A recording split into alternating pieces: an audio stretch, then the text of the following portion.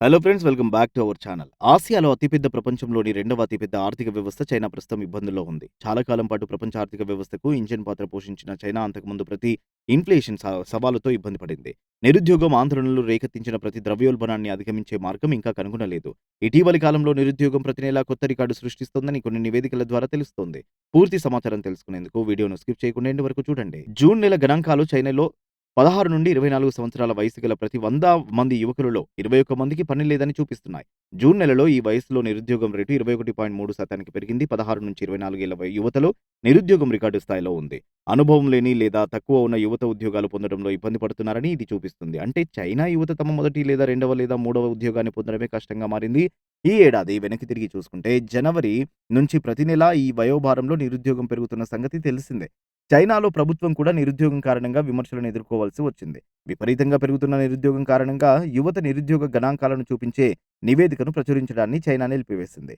జూన్‌లో యువతలో నిరుద్యోగం రికార్డు స్థాయికి చేరుకోవడంతో ప్రభుత్వం తన ఇబ్బందిని దాచుకునేందుకు ఈ చర్య తీసుకుందని చెబుతున్నారు. చైనా ఊహించని విధంగా ప్రతి ద్రవ్యోల్బణం సమస్యను ఎదుర్కొంటున్న తరుణంలో ఈ యువత నిరుద్యోగ సంక్షోభం ఏర్పడింది. జూలై నెలలో చైనాలో ఇన్ఫ్లేషన్ 0.3% తగ్గింది. ఇన్ఫ్లేషన్‌లో పతనం పరిస్థితిని యాంటీ ఇన్ఫ్లేషన్ అంటారు. యాంటీ ఇన్ఫ్లేషన్ సమస్య ఏమిటంటే దాని ప్రధాన కారణం డిమాండ్ అకస్మాత్తుగా పడిపోవడమే. మార్కెట్‌లో గిరాకీ లేనందున వస్తువుల ధరలు వేగంగా తగ్గుముఖం పడుతున్నాయి. ఇన్ఫ్లేషన్ రేటు 0కి చేరువైంది. చైనా ప్రభుత్వం మార్కెట్‌లో డిమాండ్ సృష్టించడానికి అనేక చర్యలను పరిశీలిస్తోంది. ప్రభుత్వం యాంటీ ఇన్ఫ్లేషన్ సవాలును త్వరగా అధిగమించకపోతే అది చైనా ఆర్థిక వ్యవస్థపై చాలా చెడు ప్రభావాన్ని చూపుతుంది. దాని ఆర్థిక వృద్ధి రేటులో భారీ క్షీణత ఉండవచ్చు.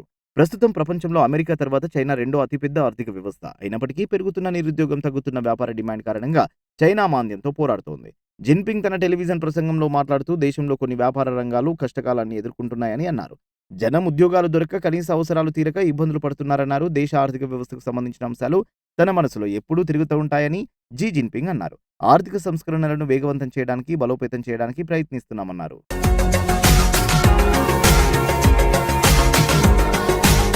మరిన్ని అప్డేట్స్ కోసం మా ఛానల్ని సబ్స్క్రైబ్ చేయండి.